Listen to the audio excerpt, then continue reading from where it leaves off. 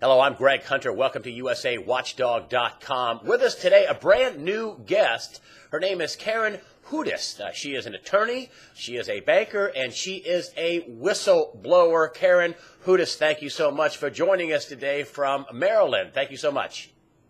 Thanks for having me. I couldn't be happier than to be here on your show. Well, you work for the World Bank for a better part of 20 years. You are an Ivy League trained attorney. You went to Ivy League school. I think you went to Yale. You work for the World Bank as a lawyer. You're a banker, and you were a whistleblower inside the World Bank, not just one time, but several times. A crescendo with a big, almost $1 billion, whistleblowing fraud, malfeasance in the World Bank in Indonesia. And for that, you got a pink slip in 2009. Congratulations, my dear. Thank you. You are one of the good people. Listen, I called you the other day on the pre-interview, and I said, Karen Hudes? She said, yes. And I said, boy, I want to interview you about, I have you all set up. I want to just do a little pre-interview about banking. And I said, boy, things are a mess, huh? Oh, no. Things aren't a mess. No, we can fix this. And I was like, wow, this is refreshing. And you said, everybody knows what's going on. Everybody in the world knows what's going on with America. We know who the thugs and the criminals are. And you made a reference to a baby. Tell me how the rest of the world is looking at our Federal Reserve and our banking system and how the U.S. is acting in the global world of finance. Well, their game is up. When they were signed on 100 years ago, President Wilson knew that he had sold the United States downstream. And he really regretted it. And there were a couple of presidents who tried to set things straight. And both of those ended up assassinated. One of them was JFK. One of them was Abraham Lincoln. And our current president, Barack Obama, is trying very hard to do what he can to make it possible for those of us in the know to fire these thugs. He doesn't want to get himself shot. He's leaving it up to us. And we're doing a good job. I've been in touch with all 50 governors. There's a special governor's council, which has one of the co-chairs is my governor, Martin O'Malley. And I've been writing to these guys, and I've been saying, okay, we are not going to let our country get sold downstream. You are going to do your job. And, it's not an easy thing to do. It's pretty dangerous. People have gotten into a lot of hot water for standing up to these thugs and crooks. And by the way, you don't have to take my word for it. There's a very accurate study that was done by the Federal Institute of Technology. They used data showing who owns all of the world's corporations, 43,000 of them. And they showed that there is a group of thugs that have bought these companies up and controls them behind the scenes. A lot of this is secret. You won't read about it in the press because they bought up the media.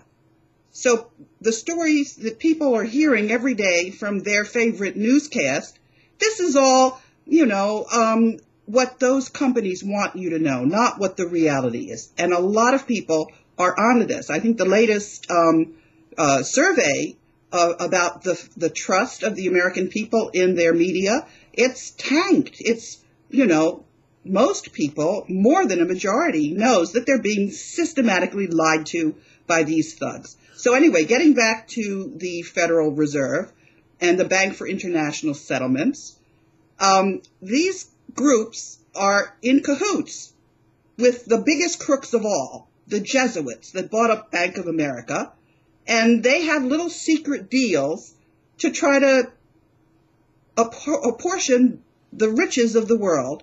And in the meantime, all of the countries of the world know that this thievery is going on, and we have been working together. I've been writing all of the ambassadors for the last 5 years since I was fired illegally. They knew I was their lawyer. They knew I was telling them the truth. And I said, you're not going to get away with this. And there's a group of World Bank whistleblowers from different countries, and one of them in particular, Elaine Colville, who's Scottish. The two of us have been writing to the UK Parliament, and the UK Parliament on the 20th of July just published our statements. My statement was, okay, guys, we're running out of time. It's time to get serious and tell these thugs and crooks that they're fired. And Elaine Colville said the UK Parliament better do its job. And that's up there for everybody to read. Well, you're talking about being fired. You were telling me in the interview yesterday, and I want to work on this, and it's a theme that a lot of people have brought up on my side, a lot of very smart people, and you're kind of backing them up, and you're saying the rest of the world doesn't want to live under this yoke of the Federal Reserve, the Treasury system. They want to get rid of the dollar. They want to do away with the dollar. There's inflation, and what a lot of people aren't talking about is, this uprising in Egypt is fueled in part with all this inflation, and we are exporting inflation around the world, and governments are saying, hey, hold on with the dollars. We don't know if we need any more of these dollars. We want to use a different currency, a gold-backed currency, a Bitcoin. Hungary has, got rid of the euro supposedly, and they're issuing their own currency so they can get away from the inflation. Is that what you're seeing, a move away from the dollar on a grand scale? Okay, what I'm saying is that we don't have to wait for anybody to fire the Fed or the Bank for International Settlement, because all the central bankers are part of this big club in Switzerland. What we should simply do is use our choice.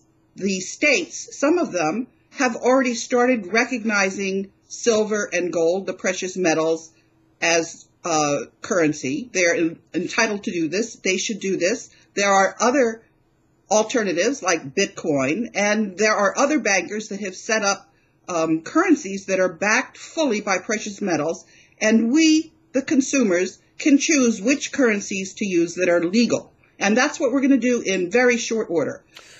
Because I can tell you, and you didn't follow up on one of the things I just said, so I'll say it again. We are talking about the biggest thuggery of all, and that is the Jesuits in the Vatican. And one of the things I have just found out, well, because the new Pope is a Jesuit, right? That's right. And what there have these been people reports have done, published reports of the allegations of the Vatican laundering money on a grand scale. I haven't heard too much about that recently, but that's I think that was before their most recent Pope got put in there. But yes, I mean, they have some sin there, don't they? Greg, I'm going to tell you something which I just found out about, because let me step back a little bit and say how I got involved in all of this. They say follow the money. That's what I did. I saw that people were being lied to about the money, and you're not allowed to do that. When bonds are issued on the capital markets, and I bought a World Bank bond, you're entitled to accurate financial statements, and they were not being audited according to the auditing standards. So I sued the World Bank, and I sued KPMG, and then 188 ministers of finance settled my lawsuit. But I couldn't get that thing implemented. So I was trying to find out why not. And let me tell you what I just found out. I always thought that the CIA was the problem and the other intelligence agencies. Guess what? There's a grand intelligence agency that the Vatican puts out, and all of those other crooks are operating under the Vatican intelligence agency. That's what's going on. The money is about the control, and the Vatican intelligence agency, the World Intelligence Agency, they're talking about we're fighting over money, over what money we're going to use, and who controls the money. That's the thing I'm saying, Greg. They're not fighting. They've all agreed. The fighting is what we're led to believe. They're all in cahoots, just like all the banks are in cahoots. All of these intelligence agencies are in cahoots too. So we are completely being bamboozled. It's like a big theater of the absurd for the world. And in the meantime, every single citizen is getting ripped off, big time. It's all an agreed. For example, what's going on in Syria? I'll tell you what's going on in Syria, and this is because I'm not working just by myself. I'm working with a lot of whistleblowers, and there's one whistleblower in particular. And just so you know, you're in contact with World Bank members also around the globe. Yes. There's one of us from India. There's one of us from Ethiopia. I forgot the last time I mentioned the list. I forgot one of the best, most intelligent of us is from South Korea, and we are all working together, just like these thugs are working together. But I was going to mention about what Mark told me about Syria. What's really going on is that there's natural gas, but you have to have a pipeline to get it to the market. So Qatar, which has all this natural gas, wanted to run a pipeline through Syria, and then they were going to reach the European market. Well, who's supplying the European market with gas? The Russians. The Russians. Okay. Saudi Arabia went to the Russians and said, if you stop protecting Syria, then we're going to sell you arms for cheap. And Russia said, no, I want my market for natural gas in Europe. So all of this business about dead babies and sarin gas, that is just all to keep us confused. Everything that's going on in the news is simply to keep us confused. We don't need to be confused. What we need to do is we need to turn around to these crooks, with the crooks at the very top, and we need to say, no. Well, you're not going to rip us off anymore. Well, we've had enough. I know you speak fondly of the president, and he is my president, and I have respect for the office, but he has signed into law the NDAA, where you can, drag somebody off and hold them intentionally, and, any quote-unquote terrorist. He has made all these drone strikes. I mean, his Justice Department just put Jesse Jackson Jr. in jail, and not a single one of these bankers has been tried, including people who have done money laundering for drug cartels and for people on the terror watch list. We have Jesse Jackson Jr. in jail for 30 months for $750,000, and John Corzine allegedly stole $1 billion. So, these guys are running wild. He's an actor. He's told to play his part. Oh, that's sad. It is, but everybody is an actor. Let me back up here. You're telling me the president is just an actor, just somebody to play a role, and don't get in our way. You're really not the president. We say you are, but you're not. What I'm trying to say is that those presidents of ours who refused to go along with these crooks' agenda got murdered. All of them. And so there's a little bit of leeway, and they're doing what they can. And don't forget, we have to play our part, which is we have to admit that we have been bamboozled, and we're not going to be bamboozled anymore. And we will then take back what's ours. We won't let the crooks continue to rob us. But this is We've got a role to play. This is going to be a painful process. I mean, they're going to come out and say, "Oh, you want your accounts insured? Well, you have to take a bail-in. Do you want your?" I mean, this is what they're going to say. This is what they said over in Cyprus, which a lot of people say the IMF was involved, the ECB was involved, that this was a test market, Cyprus. And you want your insured deposits? Well, you have to agree to bail-ins. You have to agree to haircuts. You have to agree to all this stuff. And that is only, Greg, if we stay stuck at one level of the theater. We don't have to stay stuck at that level. We can go up to the different level, which is what I'm telling you. Not just the central bankers, but the Vatican. For example, people don't know that their IRS revenue is going to the Vatican. They don't know that the municipalities are pre-funding their pensions for billions of dollars when it's unnecessary. We have got to sit down and we've got to follow the money and figure out where it's going and say, okay, that's our money, that's not your money, and we have to take it back. That's all. Isn't this going to be painful? Aren't there going to be defaults? Aren't there going to be, a guy rates me, I've said this a couple of times in interviews, from Detroit, 29 years with a firefighter or a police officer. His funding for his pension is $9 billion in red ink, and they're going to get pennies on the dollar. And, I hear that, bankers are going to get 75 cents on the dollar, but pensioners are going to get 20, 10, 15 cents on the dollar. I mean, there are $3.7 trillion underfunded pensions. We have $10.8 trillion on deposit. We have $33 billion in insurance. I mean, there's going to be a bunch of defaults, isn't there? I mean, is it going to be painful to take it back? At the wrong level of the play. You are looking at paper currency. There was an agreement starting in the early 1900s to take all of the wealth of the world, the treasures, the gold, the diamonds, priceless treasures. These are now in a big vault in different places, buried. And this all can come out. But it's not going to come out until people start recognizing this reality. We have all got to look beyond. We have to pierce the corporate veil. That's the statement in law. When you look behind who owns the corporations, we have to pierce the corporate veil. We have to, all of us, do our homework.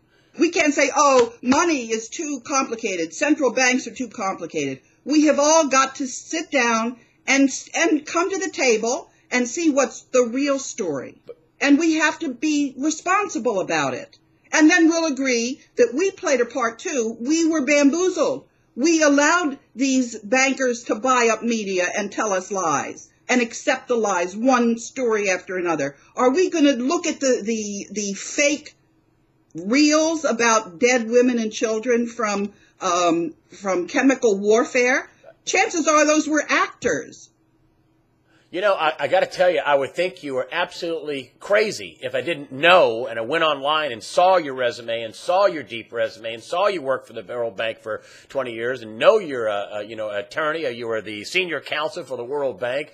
And this is just eye-opening to hear you talk like this. I'm not putting you down. I'm just saying people should realize that you're not a kook. You were 20 years with the World Bank as their senior counsel. You were connected to world bankers globally and other whistleblowers, and you're saying that we've been robbed, and we are being robbed. Let's go back 15 years, okay? And let me just say that everything that I'm saying, you can go on my website, www.kahudes.net, and you can go through the chronology, which is what happened in 2000 when I got involved in reform inside the World Bank, where the people who own the World Bank, it's like a big cooperative. The U.S. owns 16%, and the rest of the countries, 188 of them, own different amounts, and you get to vote in accordance with how powerful you are.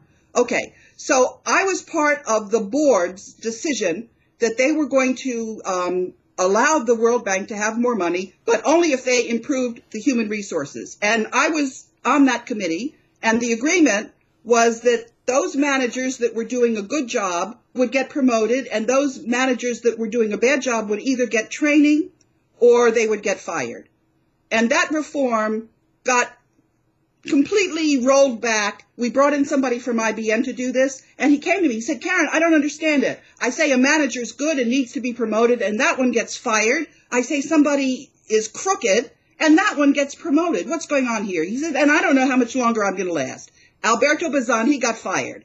And after that, I just tried to find out what was going on. And you can watch and see exactly what was going on. Until I got involved in the Philippines, where the man who was the president of the Philippines, Joseph Estrada, was robbing the country blind. And what he did was he sold the second largest bank, Philippine National Bank, to a borrower who owned Philippine Airlines, Lucio Tan. His airline was in default to Philippine National Bank.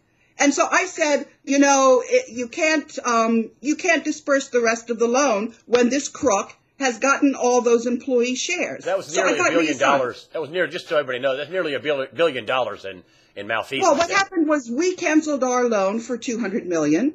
The Japanese canceled their loan for $200 million, and the Philippines, who had their people who had their money on deposit in the bank, withdrew it, and the Philippine Deposit Insurance Corporation had to bail out the bank for $500 million. And then the World Bank, at the end of that project, had to write a summary about how the project had gone. And they said, well, it wasn't a success, obviously, but we couldn't have known. I said, of course you could have known. I told you. And that's when they tried to fire me. And so I went, yeah. They did fire you. No, not at that point. Oh, in 2009 they did. 2003. Ultimately, they did. But here's the beautiful part about it. The World Bank is many, many things. It's also a knowledge bank. And there was a political scientist, Jacek Kugler, who came to the World Bank. He had actually been involved in the defense intelligence industry first. And he developed a very accurate model, which, it's garbage in, garbage out. But I modeled rule of law at the World Bank. I didn't realize that the World Bank was a microcosm of the world. But I did know that if the U.S. didn't start playing by the rules, that we were going to lose the ability to handpick the president of the World Bank. Lose our leadership. And that's what happened. The rest of the world's going to go, you're crooks, no thank you. So first I went to the Treasury Department, and I said, we've got to start playing by the rules. And they ignored me. So then I went to the Senate Committee on Foreign Relations, which at that point was chaired by Joe Biden. It had Hillary Clinton and Barack Obama as junior members. But it was Senator Lugar who wrote 3 letters to the World Bank saying, don't fire this lady. And they fired me anyway. But in the meantime, I had showed the board that I was working on rule of law. And so I had a lot of people backing me in the beginning. You should see how many people are backing me now. I have the whole world backing me. And it sounds like I'm being grandiose. But I'm not being grandiose. I'm just giving people a play-by-play book. And so this last bit that I'm telling you about, I didn't know any of this when I first started out. All I knew was that we were not playing by the rules, and then I had this very fancy stakeholder analysis. And this stakeholder analysis is showing me not only rule of law inside the World Bank, but the World Bank is a microcosm for the world. So I'm now dealing with rule of law. I'm dealing with justice in the world. Do you think people who see that I'm for real are going to help me? You better believe they're going to help me. I have gotten the most incredible help. It's just spectacularly beautiful to see. Well, down here on the ground level, could we have bail-ins? Could people have their money taken from them? I mean, these guys are not going to give up. I mean, they're going to hang on to power. No, of course not. Could we have war in Syria? I mean, the president is weighing war. We can have war. We can wipe out the whole human race. There's no question about it. We have the capabilities to do that. But if we decide to all work together and all follow the money and all listen and all do our homework, what's going to happen is this gold that's buried in this vault is going to come out and pay off all these debts, and we are going to, each of us, have more money than we know what to do with. Each person on this planet. I'm telling you, that's what the actual facts are. And I can show there's plenty of money out there. So the guy with a pension up in Detroit who's going to get 10 cents on the dollar, that doesn't have to happen. The student loans for $1 trillion doesn't have to happen. Our national debt for $17 trillion doesn't happen. I mean, Karen, that's a lot of dough. That's a lot of money. What we're fighting about is not money. What we're fighting about two things. We're fighting about control, but the better way to describe it is we're fighting about love. We're fighting about whether we love our fellow man and whether we have self-respect. That's the real issue that we're dealing with here. And if you then think about the people that we are entrusting to be our spiritual leaders, who are actually doing the opposite. They're heading all of the spy agencies of the world and bamboozling all of us. We have got to sit down and sort things out. Could there be, I'm going to get down to granular level, down to the street level, down to the individual level. Could there be bail-ins? Could people lose their insured deposits? Could people lose money? Could the stock market crash? No. Is any of that going to happen? That's not what we're dealing with. That's not what we're dealing with. Do what? No, that's not what we're dealing with. We're dealing with whether we continue as humanity and have an earth or whether we blow ourselves up. That's what we're dealing with. That's the issue. Whether we love ourselves and each other enough to save the world or whether we're all going to go to hell in a handbasket. That's what this is about. Karen Hudes, you have enlightened me, my dear. You can find out more at K-Hey Hudes. That's H-U-D-E-S-K-A, Karen, K-A, Hudes, H-U-D-E-S.net. Thank you very much for joining us today on USAWatchdog.com. I hope you come back. We're all in this together, and I think we're going to do just fine. That's the whole point. We do love each other, and humanity will continue, and we're going to be fine. Thank you for enlightening us on USA Watchdog. Thank you. You're a great guest. Thank you. Thanks for having me. You're a great interviewer.